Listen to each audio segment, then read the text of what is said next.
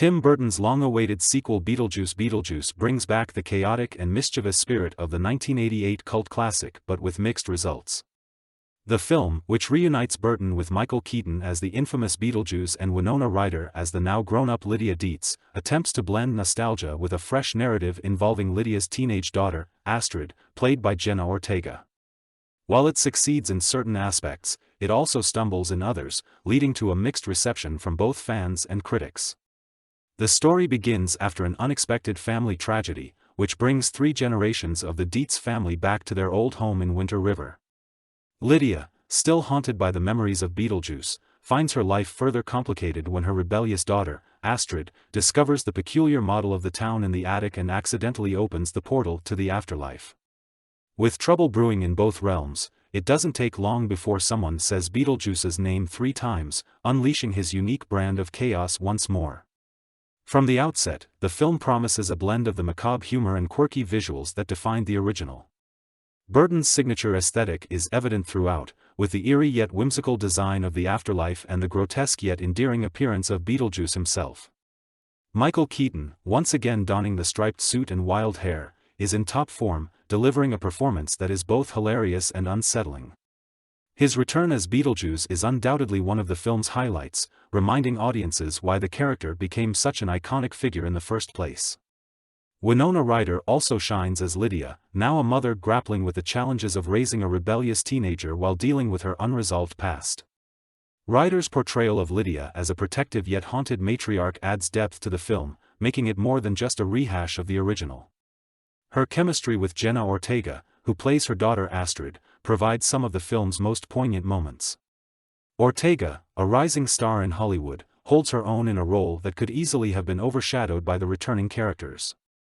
Her performance adds a fresh, youthful energy to the film, making Astrid a compelling character in her own right.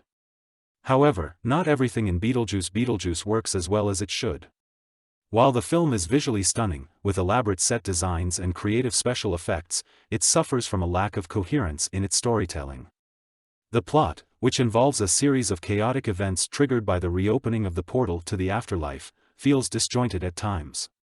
The pacing is uneven, with some scenes dragging on while others rush through important plot points.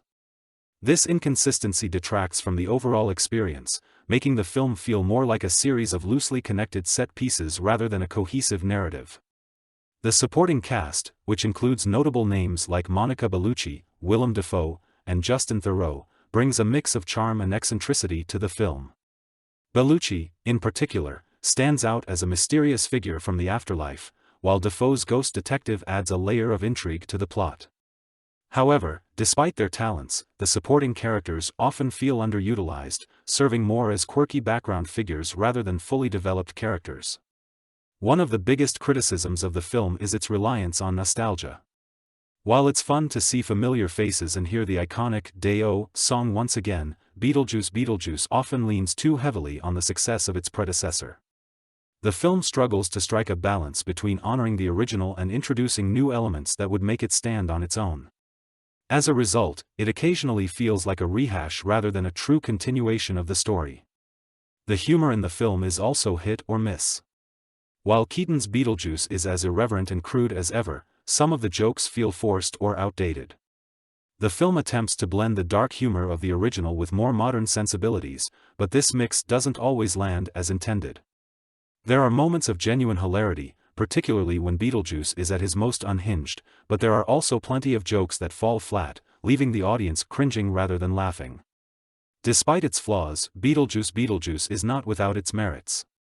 The film's visuals are a feast for the eyes, with Burton's signature style bringing the bizarre and otherworldly to life in a way that few directors can. The performances, particularly those of Keaton, Ryder, and Ortega, are strong enough to carry the film even when the script falters. Fans of the original will likely find enough to enjoy, even if the sequel doesn't quite live up to its predecessor. In conclusion, Beetlejuice Beetlejuice is a mixed bag. It has moments of brilliance, particularly in its performances and visual design, but it also suffers from a disjointed plot, uneven pacing, and an over-reliance on nostalgia.